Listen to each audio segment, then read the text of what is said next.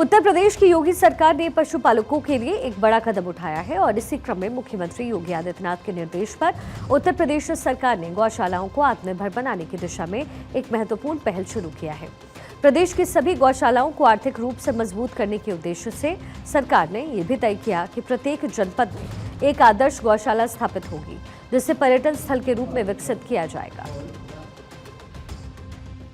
उत्तर प्रदेश सरकार ने दिवाली से पहले उत्तर प्रदेश की जनता को एक बड़ा तोहफा देने का ऐलान किया है कि उत्तर प्रदेश के 75 जनपदों में हर एक जनपद में एक आदर्श गौशाला बनाया जाएगा, ताकि स्थानीय ग्रामीणों को उसका जो है लाभ उठाने का मौका मिल सके। मेरी मौजूदगी इस समय लखनऊ के कान्हा उपवन में है, जहां पर आप देख सकते हैं कि वर्तमान समय में 10,000 से जो गाय हैं, ज्यादा की गाय हैं, वो यहाँ पर रखी गई हैं और उसके अलावा व्यापक पैमाने पर इनके खाने पीने के इंतजाम किए जाते हैं और अगर गाय बीमार होती है तो उनके देखरेख के लिए भी डॉक्टरों को तैनात किया गया। इसी तर्ज पर उत्तर प्रदेश के सभी जनपदों में गौशालाओं का निर्माण होगा। उसके हमारे यहाँ करीब 10,000 गौवंश यहाँ पे रखे गए हैं और पूरे नगर निगम क्षेत्र से जितने भी घायल, बीमार या छोड़े गए जानवर होते हैं, सब यहाँ पकड़ के आते हैं। उनके रहने की, खाने की, उनके इलाज की हर तरह की व्यवस्था नगर निगम द्वारा उपलब्ध कराई जाती है। सर, हमने तमाम तरीके के टूरिज्म सुने हैं, लेकिन अब काऊ टूरिज्म होगा, मतलब गायों के लिए भी पर्यटक गायों से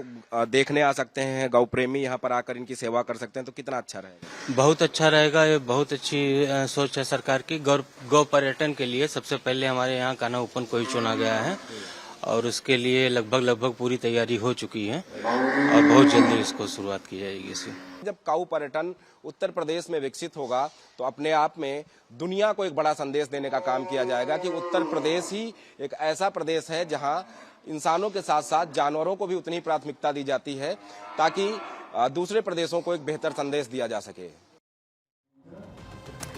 अब इसके तहत काऊ टूरिज्म की संभावनाओं को भी तलाशा जाएगा, जिससे गौशालाएं न केवल आत्मनिर्भर बन सके बल्कि स्थानीय लोगों को भी रोजगार और आय का साधन उपलब्ध हो पाए।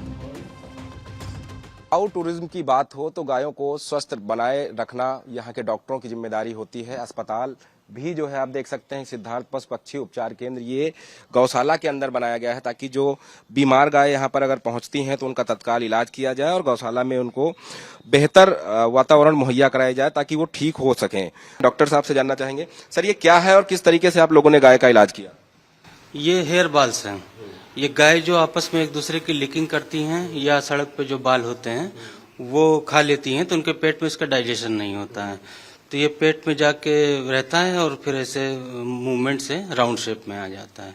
ये प्योरली हेयर बाल्स हैं और ये एक गाय की पेट से रिमोनोटॉमी करके पॉलीथीन निकाली गई। ये पूरी एक गाय की है, वो दूसरे गाय की। इतनी पॉलीथीन एक गाय के पेट से निकलती है। सर यहाँ किस तरीके से इलाज होता है? यहाँ पे स्मॉल एनिमल का स्टेरिलाइजेशन होता था और अभी उसके लिए नया हॉस्पिटल बन गया है, तो यहाँ जो हमारे छोटे जानवर, बछड़े, बछिया ये सब होते हैं, उनकी सर्जरी वगैरह यहाँ पे की जाती है। देखिए, इसी तरीके से जब प्रदेश भर में व्यवस्थाएं होंगी तो हम देखते हैं कि जो सड़कों पर जानवर घूमते हैं उनकी संख्या कम होगी और साथ ही साथ लोगों का प्रेम भाव भी गायों के प्रति बढ़ेगा।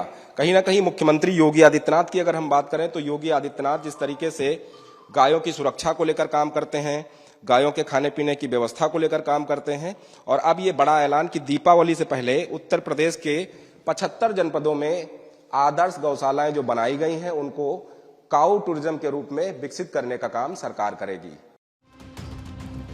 वहीं कैबिनेट मंत्री धर्मपाल सिंह ने बताया कि योगी सरकार की मंशा है कि गाय से मिलने वाले दूध, घी और गोबर समेत कई उत्पादों के व्यावसायिक उपयोग को बढ़ावा देकर राज्य की गौशालाओं को आत्मनिर्भर बनाया जाए। इस दिशा में महिला स्वयं सहायता समूह को भी जोड़ा जाएगा, ताकि स्थानीय स्तर पर गोबर से बने हुए उत्पाद का उत्पादन हो। इसके जरिए सरकार ने निर्देश दिए हैं कि दीपावली पर्व पर गाय के गोबर से बने हुए दीप, मूर्तियों और कई उत्पादों के उपयोग को बढ़ावा दिया जाए और इनके प्रचार प्रसार के लिए जागरूकता अभियान चलाया जाए। सरकार ने जिस तरीके से निर्णय लिया कि गाय के गोबर से जिस तरीके से उपले बनाने की बात हो या दिवाली के समय दीपक बनाने की बात हो, ठीक वैसी ही प्रक्रिया हम आपको कान्हा उपवन से दिखाएंगे, जहां पर आप देख सकते हैं कि बड़े पैमाने पर जो महिलाएं हैं वो दिया बनाने का काम कर रही हैं। ये गाय के गोबर से निर्मित इको फ्रेंडली दिए हैं जो दिवाली के अवसर पर लोग जिनका इस्तेमाल करेंगे। देखिए, कई तरीके से इनको बनाया जाता है। पहली प्रक्रिया ये है कि पहले इनको बनाकर सुखाया जाता है, दूसरी बार जब ये बनकर सूख जाते हैं तो उनको अलग से रूपरेखा देने के लिए जो महिलाएं हैं वो काम कर रही हैं। अयोध्या में दीपोत्सव में भी इन दीपकों का इस्तेमाल होता है, क्योंकि ये गाय के गोबर से बने हुए दीपक होते हैं।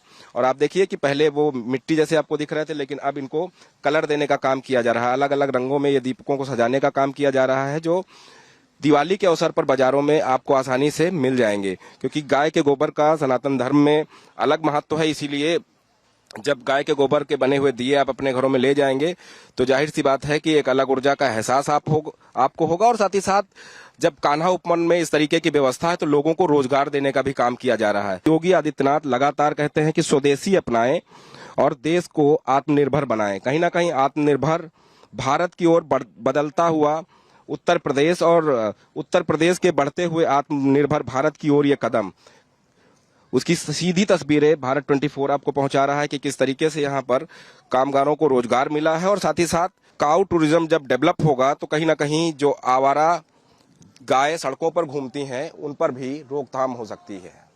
वीडियो जर्नलिस्ट रोशन यादव के साथ नीलेश चौहान, भारत 24।